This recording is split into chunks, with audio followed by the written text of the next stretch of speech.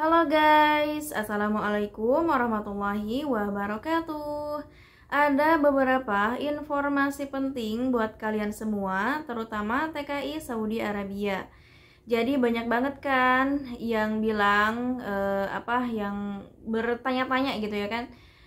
Kalau misalkan kita pulang, berapa sih maksimal yang boleh kita bawa barang, maksimalnya berapa gitu. Dan dulu aku pernah lihat videonya, beritanya, kata Pak Benny Ramdhani katanya 1.500 dolar, kalau misalkan dirupiahkan itu sekitar 23 juta sekian ya. Terus aku baca lagi beritanya di bea cukai resmi itu maksimal bawa barang yang boleh kita bawa dari luar negeri itu sebesar maksimal 500 dolar. Jadi kalau dirupiahkan sekitar 7 juta ya. Jadi kalau misalkan kita bawa barang dari luar negeri sebesar 700 dolar misalkan, yang 200 dolarnya itu yang kita bayar. Jadi 200 dolar itu berapa kalau dirupiahkan? Sekitaran 3 juta sekian-sekian ya. Kalau kursnya itu 15.300 rupiah. Terus kita bingung kan, bertanya-tanya, maksudnya gimana sih? Apa sih gitu? Terus apa aja yang boleh kita bawa? Gimana sih gitu?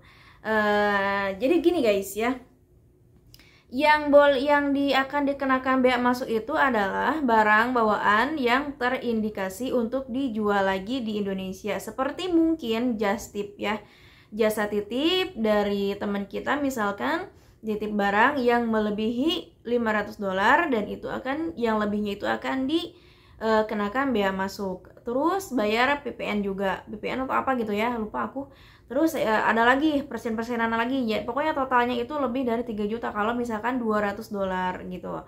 Kalau misalkan 700 dolar itu barangnya, berarti kita bayar 200, yang lebihnya itu 200 dolar. Kalau 800 dolar kita bayar yang 300 dolarnya gitu, yang lebihnya, karena maksimalnya itu kan 500 dolar. Terus aku tanya nih ke ke admin bea cukai yang resmi. Aku bilang gini, Kak, kalau misalkan aku mau pulang, aku bilang gitu.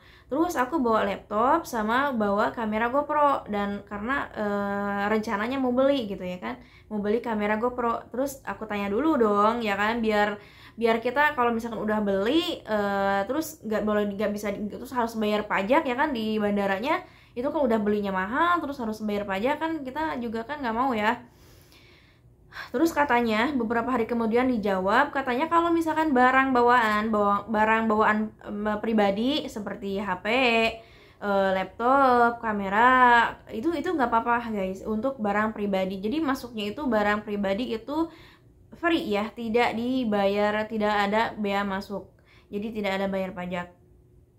Kalau untuk email itu kita dibebaskan biayanya. Kalau misalkan mau daftar itu kan ada daftarnya di di bandara. Jadi bukan untuk dibebaskan tidak ada email ya guys, karena ada yang salah paham gitu ya kan. Katanya bilangnya bebas email, jadi nggak harus diaktifkan. Tapi kenapa pas beberapa minggu kemudian di rumah, 1 bulan di rumah, itu HP nggak bisa dipakai untuk kartu gitu ya. Itu jadi bukan biayanya, bukan bebas emailnya, tapi biayanya bebas, biaya untuk mengaktifkan gitu ya. Mengaktifkan email. Jadi untuk 2 HP ya, 2 HP per penumpang gitu.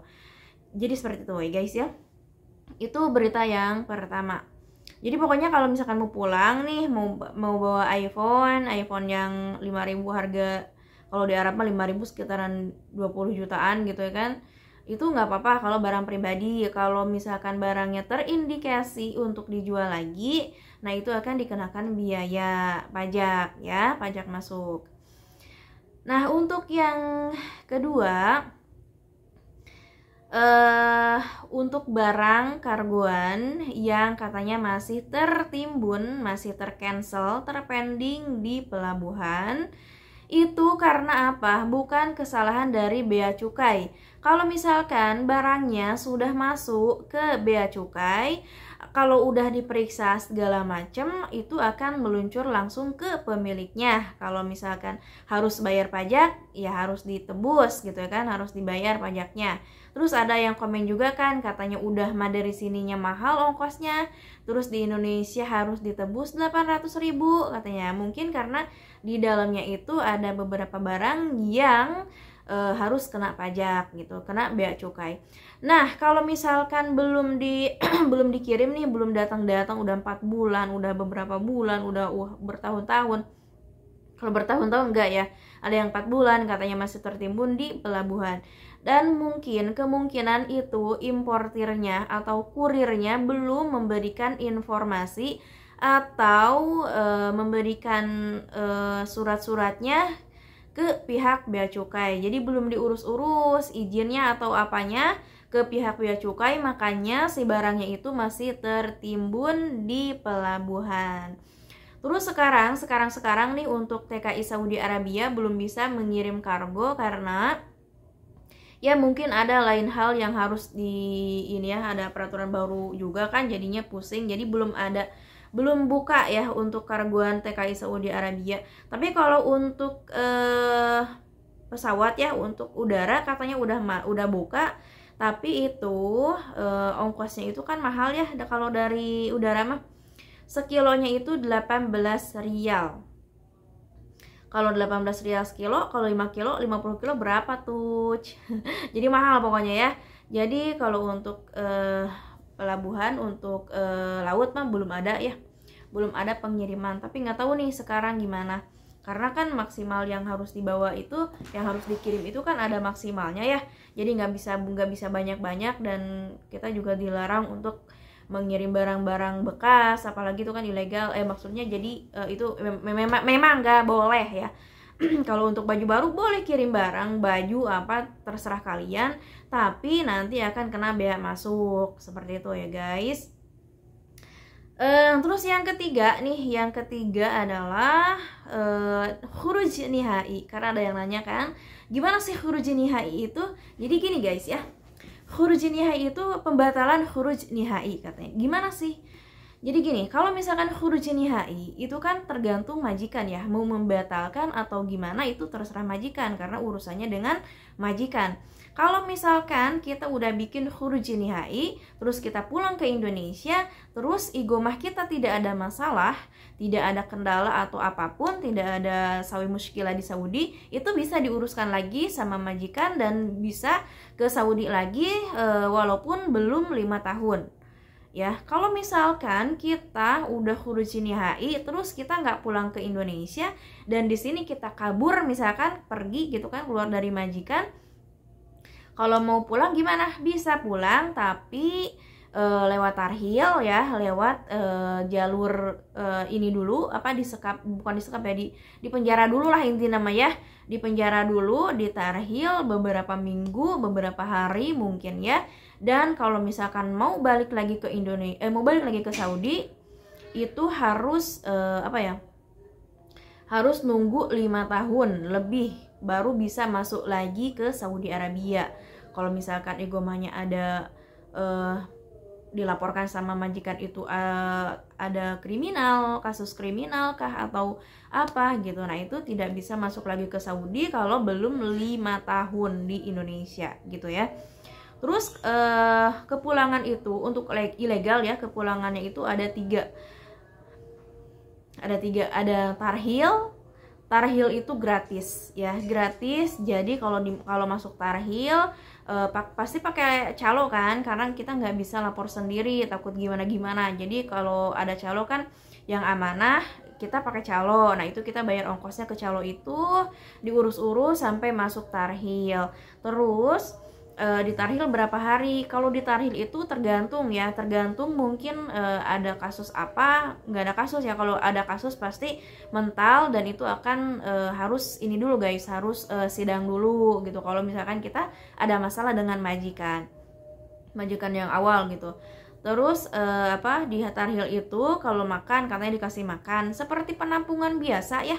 Kalau yang pernah lewat kantor mah pasti tahulah di penampungan seperti apa, dikasih makan sehari 3 kali gitu. Cuman kesusahannya itu kan kita nggak bisa megang HP, terus kita tidur juga seadanya, nggak ada selimut, nggak ada bantal bahkan gitu ya kan, makan juga seadanya. Dan ada juga kalau TKL mah kan bergabung dengan TKI bukan TKI ya, bergabung dengan pekerja-pekerja yang lainnya dari negara lain gitu kan, dari Bangladesh kah, ya Pakistan kah, mana kah, jadi digabungin gitu ya kan. Tapi kalau untuk perempuan mah mungkin Indonesia ya Indonesia, Afrika ya Afrika kayak gitu, karena bukan hanya dari Indonesia aja yang ilegal itu, dari negara-negara manapun juga ada banyak yang ilegal ya, terutama di PKS itu ya, jadi banyak gitu. Terus kalau misalkan lewat Sakan, ada Sakan kan, ada Sakan. Kalau Sakan itu adalah memang tempat pemulangan juga, tapi itu menggunakan biaya gitu. Jadi harus bayar ya guys, harus bayar. Kalau katanya gratis nggak tahu, tapi aku nanya ke majikan itu kalau Sakan itu bayar, sama seperti Tarhil, cuman bayar. Kalau Tarhil kan bebas biaya karena kita ditanggung jawab oleh pemerintah kita di Indonesia gitu ya. Jadi jangan membebankan negara guys. Kita tinggal di negara orang dengan ilegal, status ilegal, kita kan di sini kita numpang gitu. Jadi harus tahu diri. Jadi pokoknya jaga diri baik-baik lah kalau misalkan ilegal ya, kalau kosongan gitu ya kan, jangan macem-macem. Kita harus menghargai tuan rumah karena kita adalah tamu guys ya. Kita hanya mencari rezeki, mencari nafkah di sini. Kalau misalkan rezeki kita udah maksimal, bukan maksimal ya, udah lumayan gitu kan, udah ada, kita pulanglah ke Indonesia ya. Terus yang ketiga adalah khuruj nihai atau exit mandiri. Khuruj nihai atau exit mandiri itu sama ya. Jadi mengurus pribadi gitu, ngurus sendiri. Bisa lewat KBRI, KJRI kalau misalkan di Jeddah. Kalau di Riyadh KBRI, kalau di Jeddah di KJRI. Cuman kalau di Jeddah ini KJRI Jeddah, katanya yang boleh exit mandiri itu yang hamil, ibu-ibu hamil, yang udah lansia, sama orang sakit. Jadi kalau misalkan kita sehat bugar mah, kalau misalkan mau exit mandiri minta ke KJRI itu kurang dikasih gitu. Karena banyak banget ya yang mau pulang nih udah bikin SPLP ya kan, udah bikin paspor sementara, ternyata tidak pulang. Jadi KJRI juga ya, kedutaan juga mungkin malas lagi untuk merespon yang seperti itu karena udah dibikinin nggak jadi pulang. Jadi kalau misalkan benar-benar mau pulang, jadi harus dipikir-pikir dulu ya sebelum bertindak teh. Kalau yakin udah mau pulang nih, 3 bulan lagi kita mau pulang, kita harus mengurus SPLP gitu ya.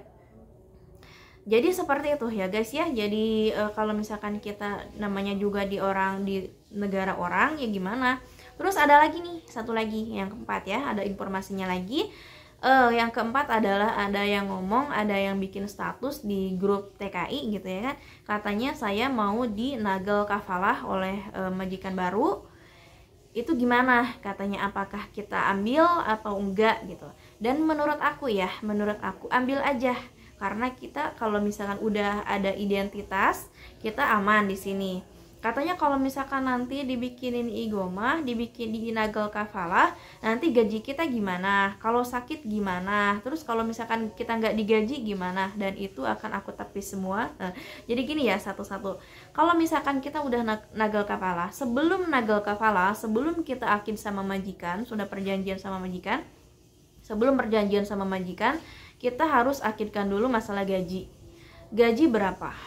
Jadi minimal kalau untuk resmi itu kita minta gaji 2.000.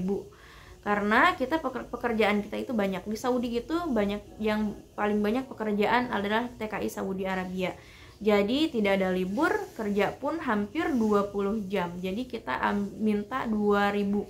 Minimal 2.000 ya. Karena ada majikan yang mintanya 1.200, 1.500, nggak ada cuti. Kita minta 2.000 karena kita udah pengalaman di sini, udah lama ya. Jadi minta 2.000 karena kita udah tahu pekerjaan di sini seperti apa, majikan di sini seperti apa, makanya minta 2.000. Kalau 2.000 sok bikinkan igomah, kalau enggak ya udah Terus kata majikannya lagi, kata orang ini ya, si Mbak ini, kata majikannya, daripada kamu bayar kontrakan setiap bulan tapi pulangnya juga jarang, mending uangnya dikumpulin buat bikin igomah. Nah kalau itu majikannya berarti tidak mau bertanggung jawab, jadi kita yang harus mengeluarkan uang buat mengurus dokumen kita di sini. Dan itu lebih gampang lagi karena aku juga punya teman dulu, dia kabur terus di Nagal Kafalah, tapi biayanya dia sendiri, bayar igomahnya setahun sekali dia sendiri, dan bayar biayanya dia sendiri, karena biaya untuk menghapus blokiran igomah terus bikin paspor baru itu kan bayar dendaan, itu kan bukan uang sedikit ya, banyak ya. Jadi si teman aku minta gaji ke majikan itu 2.500, kalau bulan puasa, bulan Ramadan itu 3.000, hampir 3.000 ya.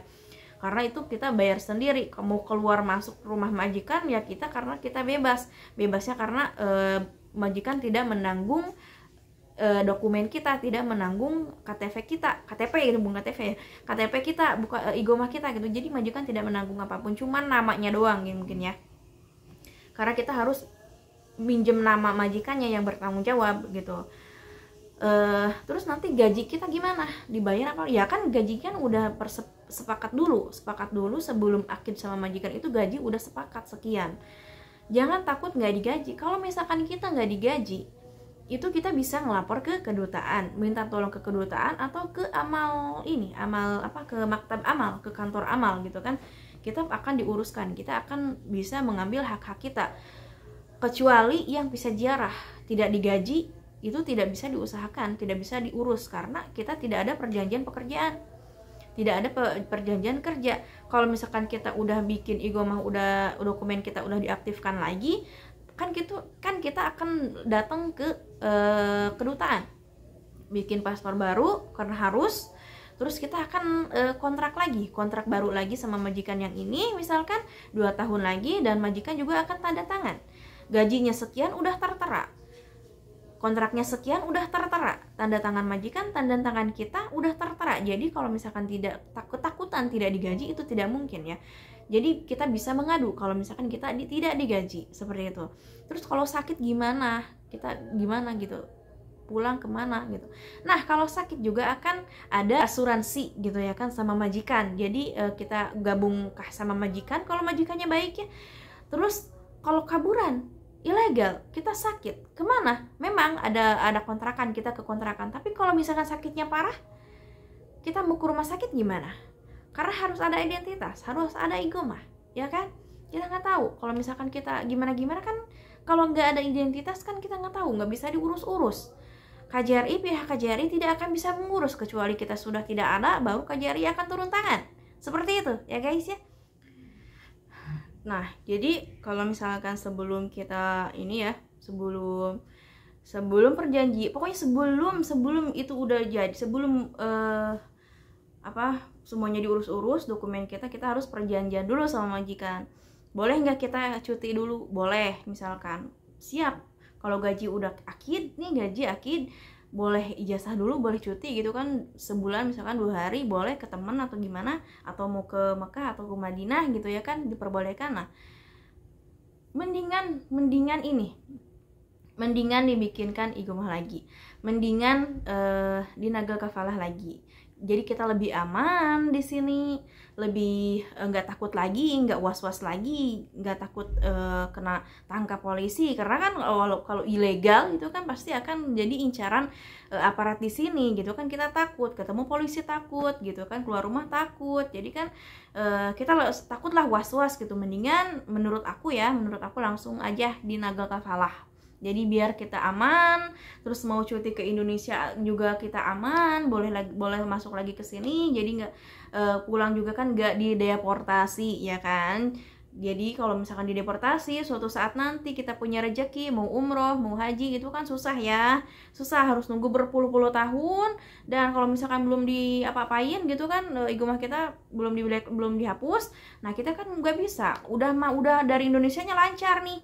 Dari Indonesianya lancar, tapi kan setelah kita masuk ke bandara Saudi akan mental, pulang lagi kita ke Indonesia. Seperti itu ya guys.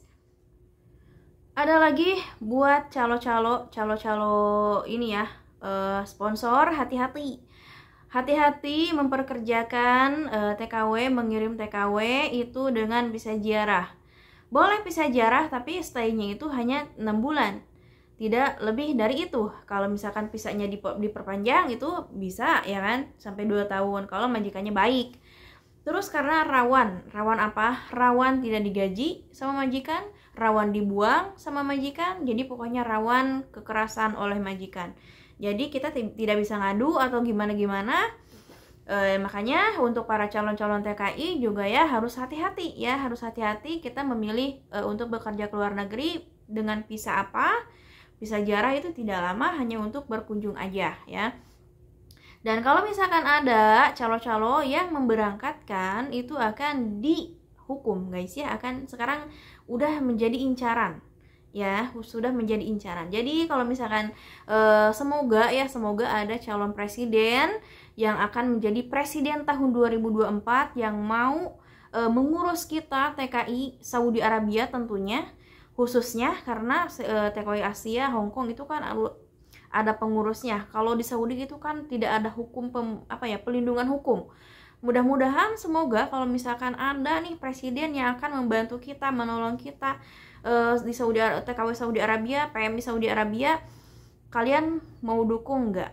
Kalau misalkan kalian mau dukung calon presiden itu, silakan di like, komen, dan subscribe channel ini. Dan kalau misalkan bermanfaat, boleh di share. Terima kasih. Wassalamualaikum warahmatullahi wabarakatuh.